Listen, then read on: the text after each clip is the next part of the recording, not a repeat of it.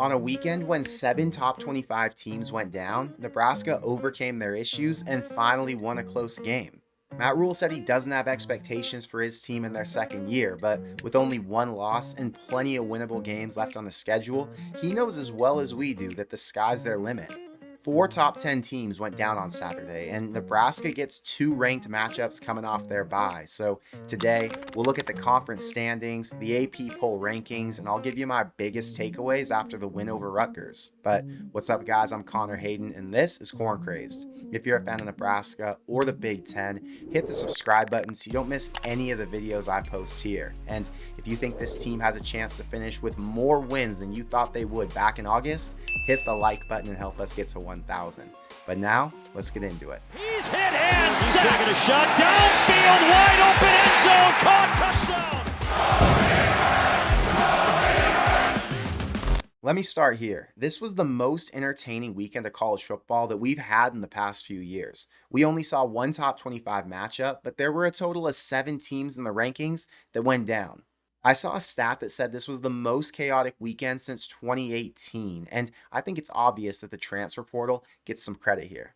Number 1 Bama went to Vandy as a 22-point favorite and had to face a QB who took down Auburn last season when he was still at New Mexico State.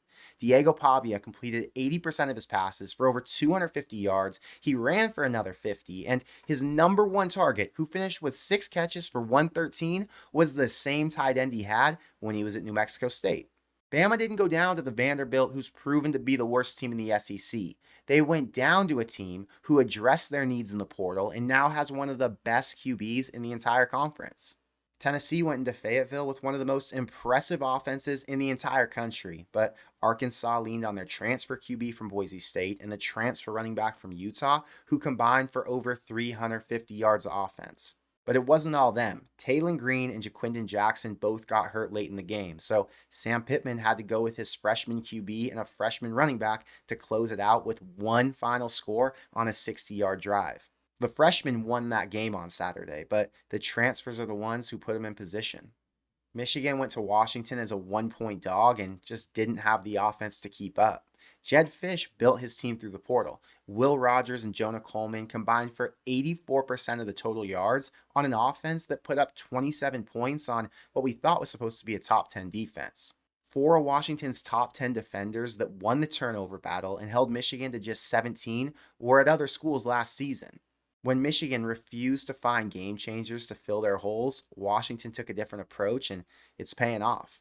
Minnesota is known for developing their high school recruits, but transfer QB Max Brosmer led the way with 183 yards, 24 points, and 0 turnovers against a USC defense that we thought was more bend don't break than what they showed in Minneapolis. Miller Moss was supposed to be a Heisman contender at this point in the season, but Fleck brought in 2 DBs from TCU and Bucknell to help stop Lincoln Riley's passing attack, and it worked. The 9-point dog ended up winning outright. And last, we've got Syracuse. UNLV was almost a touchdown favorite on Friday night, but with Kyle McCord at QB, Jason Meeks at receiver, and Fidel Diggs on the line, they escaped Vegas with a 3-point win. 3 of the most productive players in that game came from Ohio State, Georgia, and Texas A&M. These were all team wins and took more than just a few transfers to pull them off, but that's not the point. When you look at the previous seasons compared to these past 2, you're starting to see that it's much harder to finish undefeated. The depth that Ohio State, Bama, Georgia, and these other blue bloods could keep on their roster, even if they didn't get to play, made those teams elite. Now with the portal and NIL, we get to see the backups from the top 5 contenders spread out at all these other schools, and any given Saturday with enough talent, any team can beat the other in college football. Nebraska just missed the cut in this week's top 25, and they're sitting at 27 right behind USC. But honestly, I don't think they deserve to be ranked yet. SMU proved it with a big win over Louisville on the road. Illinois already won in Lincoln. Pitt's undefeated with 2 road wins. Missouri's getting a lot of respect for winning 11 games last season. And Indiana made a jump after their 3rd Big Ten win of the year.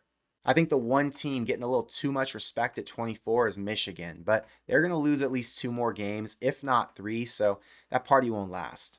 The problem Nebraska's had, and the argument against them being in the top 25, is that they haven't been consistent. They score a lot in one half, but not the other. The offense looks electric, but the defense slips up. Or the reverse, the defense dominates, and then the offense can't move the ball. It's impossible to know which version of the team you're going to get.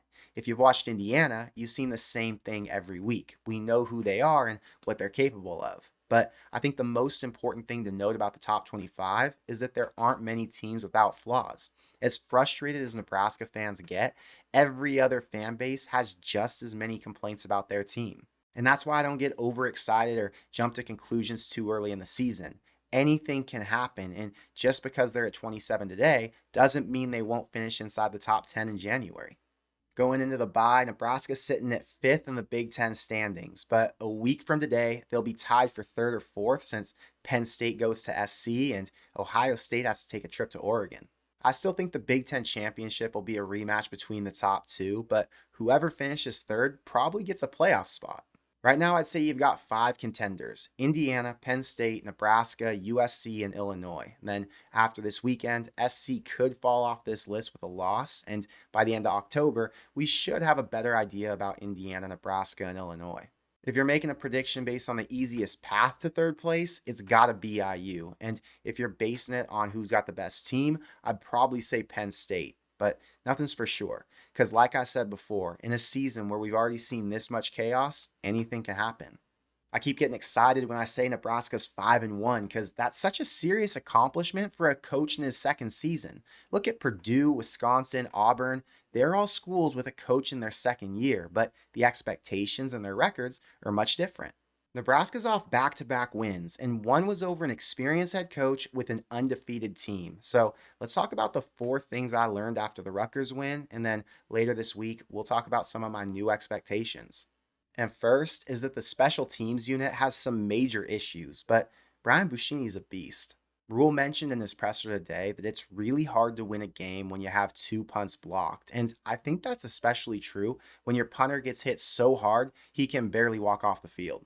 After Buschini got rocked by multiple guys flying at him to block his first kick, he bounced back with a fake, turned 30-yard pass, and then he downed two punts at the 11 and the 1-yard line. If you would have told me Nebraska had a special teams player of the week at any point this season after watching how bad they've been, I wouldn't have believed it. But since that game was so close and the offense couldn't score, winning with field position was the only way they could get it done. I'm still nervous about the field goal unit, and I question if Nebraska can afford to try those. But having a weapon who can help the defense with field position gives me a lot more confidence against the high-powered offenses that expose you if they get a short field. Second is that the defense is living up to their ranking. They're seventh in the Big Ten, giving up 272 yards a game, but they're second behind Ohio State when it comes to giving up points. Only 6 teams have a better scoring D than Nebraska does, but watching Kyle Monangai in one of the best O-lines in the country get stopped at the goal line confirmed that the Blackshirts are one of the best front sevens in America. I saw a tweet that showed Nebraska is the only defense in college football to allow less than 14 points a game, force more than 8 turnovers, and record at least 15 sacks. So say what you want about their bad half against Illinois, but in every other game this season, they've exceeded expectations, even though the best player on that side of the ball hasn't even been playing. Third is that Raiola needs help. Through 5 games, Dylan looked like one of the best QBs in the entire country, but on Saturday, he had his freshman moment. 13 of 27 for 134 yards and an interception. Remember that stat line, because that might be the record low for him while he's in Lincoln. Receivers had a hard time getting open, the wind messed with them all game, and Shiano's defense played great, just like you'd expect them to. Nebraska had an okay day on the ground with 124 yards between 3 backs, but the run game didn't help as much as they needed it to since it was a really tough day to throw. The fact is, Dylan's a stud QB who's more likely to make a play than he isn't, but for this offense to keep up in games against Indiana, Ohio State, and USC, the running backs and the O-line gotta step up for more rushing yards, and play calling's gotta help the QB when the coverage is too good to throw it over the top. And fourth is that this team can win close games. The narrative's going to continue for the rest of the season since that graphic showing 1-score losses is so extreme. But when the team needed to find a way to win at the end, they came together and found a way. Marquise Buford and Sierra Wright both had interceptions. Buschini pinned the offense deep with his punts. James Williams, Ty Robinson, and Nash Hutmaker combined for 9 sacks and tackles for loss, terrorizing the Rutgers offense. Then, after going for 64 yards in the first quarter and Monungai looked ready to take over the game, the defense stepped up and held Rutgers to only 12 yards rushing in the second, third, and fourth. When one group couldn't produce, the others stepped up, and that's what winning football looks like. Hopefully, the film from this week helps the offense work out some of their issues in time for Indiana. And more importantly, I hope this week didn't crush their confidence. But seeing how this team responds after low moments, I'm not really concerned. So I'm just going to appreciate the 5-1 record, and I'll make another video bragging about my preseason predictions, all being pretty spot on so far this year. But I want to know what you think, so let me know in the comments below. Was the weather the reason for the offense's struggles on Saturday, or do you blame something else? Is the defense a legit top 15 unit nationally, or is their number 14 ranking deceptive? And what's the number one thing you hope they correct during the bye? I think Raiola's best friend this week has to be the film. He's been challenged by 3 different Big Ten DCs these past few games, and hopefully there's enough there to have him ready for a top 25 Indiana. But that's all I've got for today. So until next time, thank you for being here, and I will see you in the next one. Go Big Red.